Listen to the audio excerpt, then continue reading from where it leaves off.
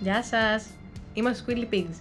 Και σήμερα έχει ένα γρήγορο review του Joby Gorilla Pod. Θα μας πείτε τώρα τι ιδιαίτερο έχει αυτό. Νομίζω ναι. Ναι. Κοιτάξτε τώρα. Ναι, ουσιαστικά είναι ένα τρίποδο. Τώρα δεν το λες ακριβώς ένα συμβατικό τρίποδο από ό,τι βλέπετε. Γιατί το πήραμε. Το πήραμε πρώτον επειδή είναι αρκετά μικρό. Και μεταφέρεται πάρα πολύ εύκολα, δηλαδή ακόμα και στην τσέπη σου το βάζεις και προχωράς. Θεωρητικά. Η συγκεκριμένη έκδοση είναι η 3K, δηλαδή μπορεί να αντέξει 3 κιλά. Που πάει να πει ότι η κάμερά σας και ο φακός, αν είναι κάτω από 3 κιλά, θα είναι μια χαρά. Ναι. Υπάρχει και άλλη μια έκδοση πιο ελαφριά που είναι 1K, δηλαδή 1 κιλό. Και υπάρχει και η πιο βαριά που είναι 5K. Το ενδιαφέρον είναι ότι μπορείς να το δέσεις κάπου, για παράδειγμα σε ένα κάγκελο, σε ένα κλειδί του δέντρου, οπουδήποτε, μαζί με την κάμερα όλα καλά. Και είναι και ένα πολύ ωραίο selfie stick. Έτσι μικρό τρυποδάκι και νομίζω είναι πολύ καλό, είναι πολύ χρήσιμο. Οπότε θα το δοκιμάσουμε με την κάμερα πάνω. Εδώ πάνω έχει λάστιχο, όπως βλέπετε, για να μην γλιστράει η κάμερα. Και επίσης έχει αντάπτορα για να δουλεύει σαν μεγαλύτερη βίδα. Έρχεται και βιδώνει. Από κάτω, όπως βλέπετε, έχει μια βίδα την οποία πρέπει να την κρατήσεις σταθερή και να βιδώσεις πάνω την κάμερα. Λοιπόν, όπως βλέπετε, η κάμερα βιδώνει κατευθείαν πάνω στο τρίποδο, αλλά περιμένετε λίγο, θα πούμε περισσότερα γι' αυτό. Βιδώνει μια χαρά και η κάμερά μας είναι γύρω στο 1,5 κιλό με 2 και νομίζω την κρατάει μια χαρά, δεν έχει κάποιο πρόβλημα. Μπορεί να κουνήσει κάθε πόδι, να πάρει οποιαδήποτε θέση θέλετε. Ναι.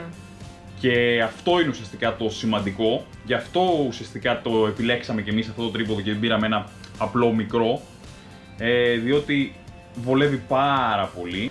Επίσης, αν βγάζεις βίντεο, μπορείς να κάνεις αυτό και να έχεις όσο πιο σταθερή γίνεται την κάμερα. Μπορείς να το έχεις και πάνω στο μεταξύ. Ναι, θεωρητικά μπορείς να το βάλεις. Για να δούμε. Νομίζω. Πλάκα έχει. Αου. Που να περπατάς και καλά και να.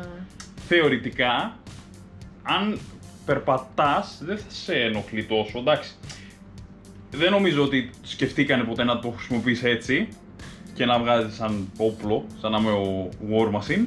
Αλλά παρόλα αυτά, ναι, άμα θες να το χρησιμοποιείς έτσι, χρησιμοποιείς έτσι. Γυρνάει κιόλας, οπότε. Ναι, είναι πολύ. Είναι λίγο βαρύ. Είναι βαρύ. Απλά είναι πολύ στιγμή. χρήσιμο το ότι γυρνάει και το κάνεις ό,τι θέλεις και δεν φοβάσαι. Ναι. Και επίσης, ένα καλό που έχει αυτό το τρίποδο είναι ότι παίρνει και κεφαλή πάνω. Και γι' αυτό χρειάζεται και η βιδούλα που σας έδειξα πριν, ο αντάπτορας. υπάρχει επιλογή να αγοράσετε και τα δύο πακέτο, και την κεφαλή και το τρίποδο. Αλλά εμείς έχουμε ήδη την κεφαλή από το τρίποδο που έχουμε. Βιδώνει οποιαδήποτε κεφαλή, οπότε είναι αρκετά χρήσιμο και έτσι μπορείς να έχεις και τις ρυθμίσεις της κεφαλής, επειδή έχει μπίλια και ανάλογα τώρα με την δική σας κεφαλή και άλλες ρυθμίσεις και είναι λίγο πιο εύκολο στη χρήση, ας το πούμε έτσι. Ειδικά αν θέλεις να το στήσεις κάπου και μετά να κάνεις μικρορυθμίσεις, είναι πάρα πολύ εύκολο στη χρήση.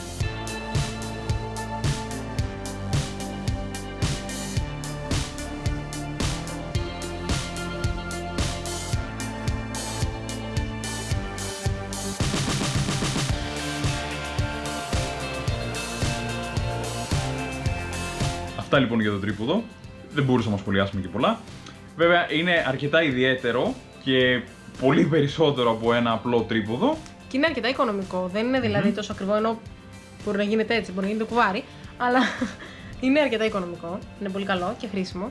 Έχει πάρα πολλές χρήσεις. Η αλήθεια είναι ότι δεν το πιστεύω ότι θα έχει τόσο πολλές χρήσεις, αλλά μετά από δοκιμές που κάναμε. Και όντως κρατάει την κάμερα σταθερή και αυτό είναι το σημαντικό. Ναι. Και έχει πλάκα που μπορείς να το δένεις παντού. Ουσιαστικά γι' αυτό το πήραμε. Θέλαμε να το δοκιμάσουμε αυτό το πράγμα.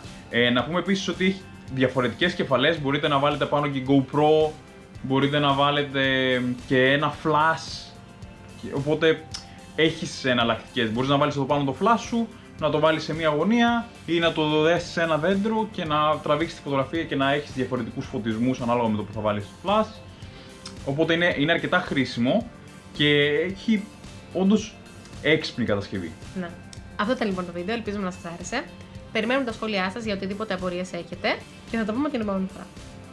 Bye, σκουγγυράκια.